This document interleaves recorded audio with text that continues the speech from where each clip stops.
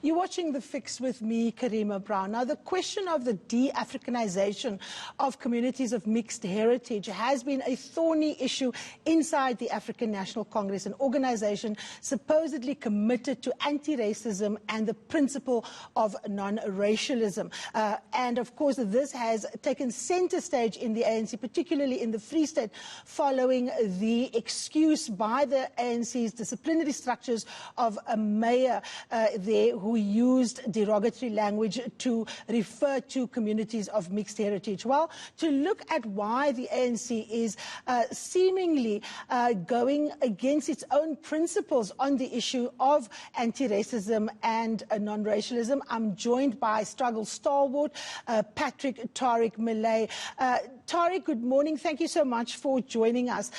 We just spoke to Jesse Duarte about the developments in Eldorado Park, a community historically referred to as a colored community, people often believing that they pull at the short end of the stick when it comes to their needs being taken care of. And at the root of this is what people such as yourself have called the de-Africanization of communities of mixed heritage. If you look at what that mayor said just in the lockdown and the way in which he referred to that community, and you look at the way in which the police, according to eyewitnesses, have operated in a place like Eldorado Park, it almost sketches the scene that communities such as this can be treated with disdain, can be treated without dignity, because they're not quite seen as fully human. Yeah, good morning, Karima, and to everybody out there. That's the crux of the matter. You know, the old the race classification referred to colored people as the not people, not white, not black, and in the streets, white call people hotbots. Now, what's happened is the ANC has superficially removed the hot, but they still insist that the colored people are not. And it's this that permeates our society. You know, we've had issues taken to the labor court around discrimination against colored people. We've had these incidents in the streets of aggression, shooting.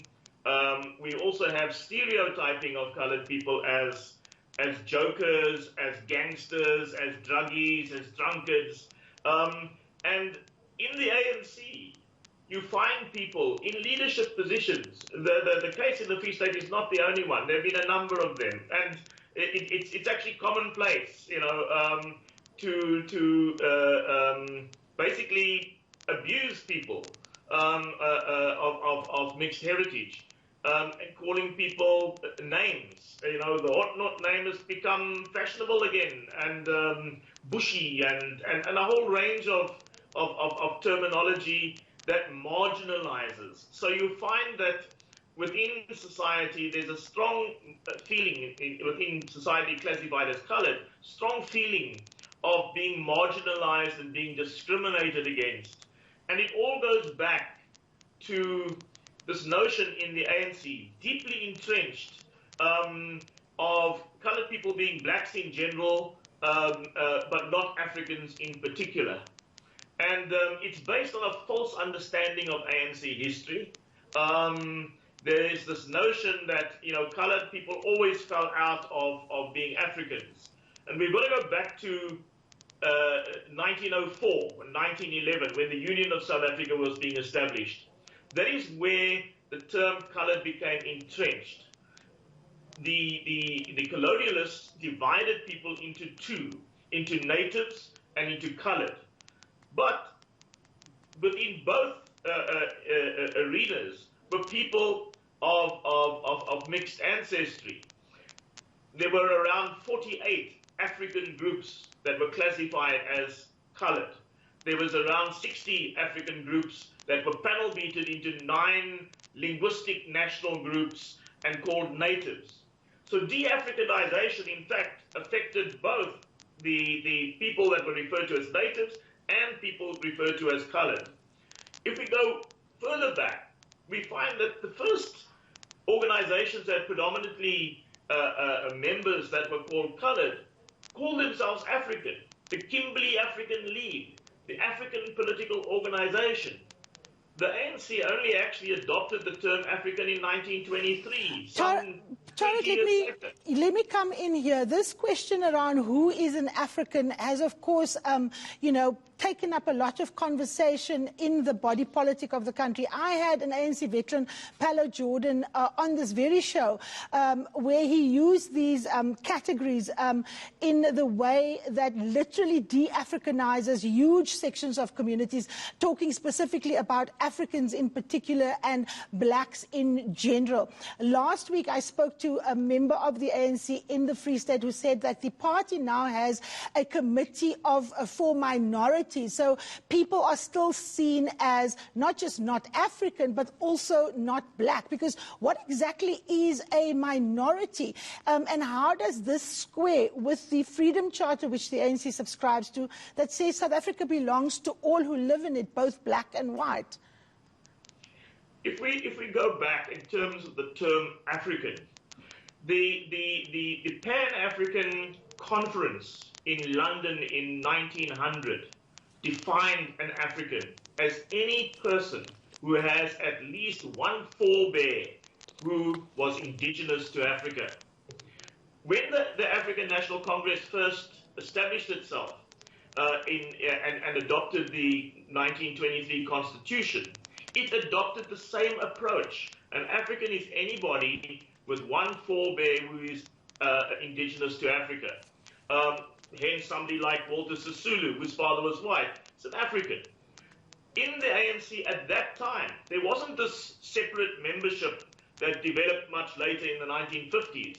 People like James Laguma, Johnny Gomas, and many others were ANC members. Not only ANC members, but these two were in the executive.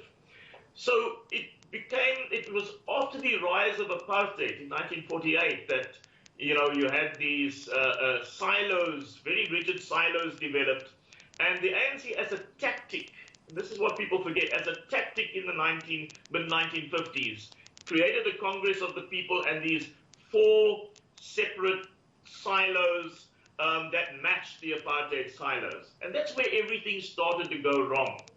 And what happened was, from around about 1935, people forget that the ANC actually adopted the notion of national liberation. That happened after 1935 when the National Liberation League was established. And the National Liberation League promoted a different concept of nationalism. So the ANC always had two streams. It had a narrow ethno-nationalist stream that basically said Africans were simply people who were of sub-Saharan African descent. And then you had the national liberation stream, which looked at a unitary form of nationalism which defined itself against colonialism. So you had narrow nationalism and national liberation. Between 1965 and 1969, there were 3 Morogoro conferences. The ANC had a big crisis that almost split it apart. And a compromise was developed. That compromise involved this notion of colored people being a non-African minority.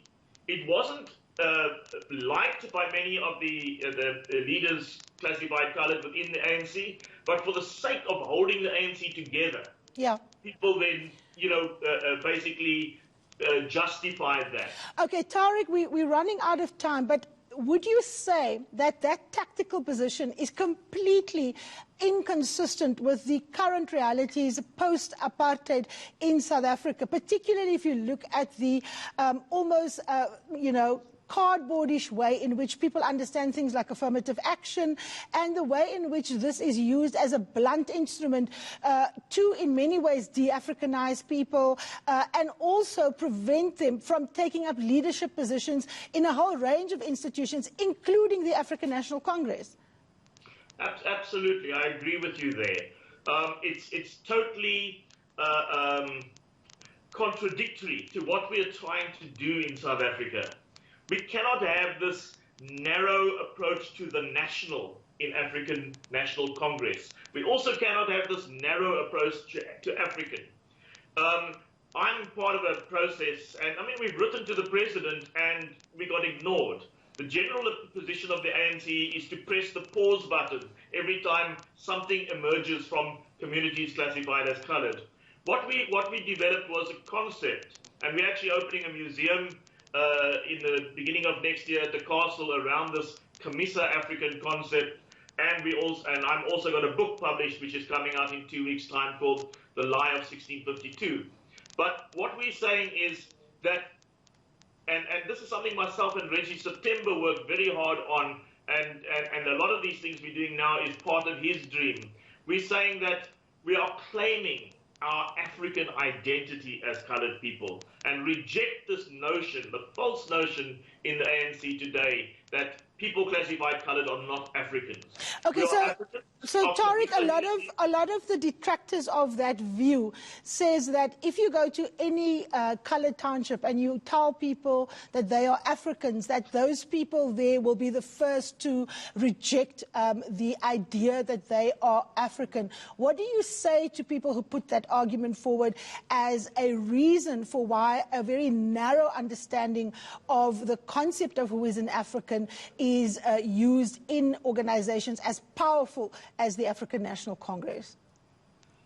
If we go back and we look at the Bantustans, there was also a consciousness amongst many in the Bantustans that the Bantustan nationalism was the thing.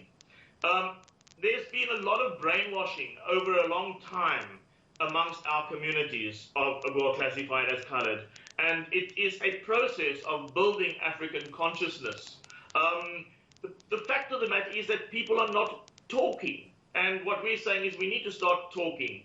And there are many people. You know, there's a Khoi movement who are very much at the forefront of saying they are African and they're not a non-African minority. There's the Camisa movement, which is saying the same. There is a lot of action on the ground, Gatful, Cape Townians, and so on. Yes, it's mixed with a racial conditioning. But even there, I've noticed that there's been a shift. You know, we look at Fadil Adams and the way he talked 18 months ago and the way he talks now. People are learning. Yeah. And we shouldn't be penalized because of apartheid brainwashing. All right, Tariq, we've run out of time. It's a conversation that we obviously need to come back to. And it's also a very organic conversation. As you say, it is moving pretty much in relation to also how developments and people's lived experiences are manifesting on the ground. But it's certainly something that South Africans continue to talk about and, of course, experience in their daily lives. Thank you so much to struggle veteran there, Patric Tariq Mellet, speaking to us about the de-Africanization of communities of mixed heritage. Let's take a short break. Up next, what's the next move for the SIU as they continue with their investigations into corruptions linked to PPE? Stay with us.